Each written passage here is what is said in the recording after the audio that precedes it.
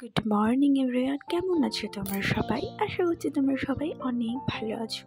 তো চলো নিয়ে চলে এসেছে একটা নতুন ভ্লগ। সকাল সকাল আমি এখানে ডিমের ঝোল রান্না করার জন্য ডিমটাকে সেদ্ধ বসিয়ে দিয়েছি, আর এখানে পরোটা খাবো আমি আর মা। তো তার জন্য এখানে আমি পরোটাটা সার্ভ করে নিচ্ছি।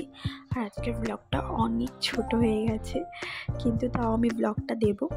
তো যাই হোক, পরোটাটা এখানে নিয়ে নিচ্ছি, তারপরে আমি আর মা পরোটাটা খেয়ে নেব।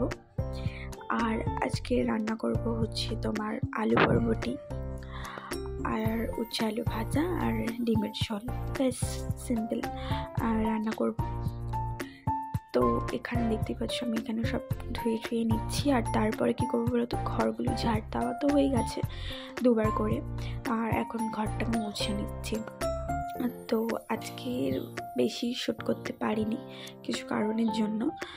তো এখানে তোমার ঘরগুলো আমি এখানে মুছে নিচ্ছি ভালো করে। আর আজকে না প্রচণ্ড মেঘলা একটা ওয়েদার, বৃষ্টি হচ্ছে সারাদিন ধরে, মানে ওই নামমাত্র বৃষ্টি বলা যায় আর কি।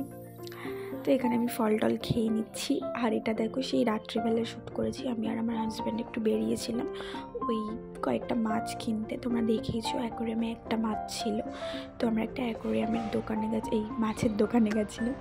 তো সেখানে গিয়ে দেখছিলাম কী কী মাছ আনা যায় না যায়, আর কী মাছ নিয়েছি সেটা আমি তোমাদেরকে পরের ব্লগে, মানে আজকে যে ব্লগটা আমি তোমাদেরকে, কালকে যে ব্লগটা আমি তোমাদেরকে দেবো সেই ব্লগে আমি তোমাদের সাথে শেয়ার করে নেব।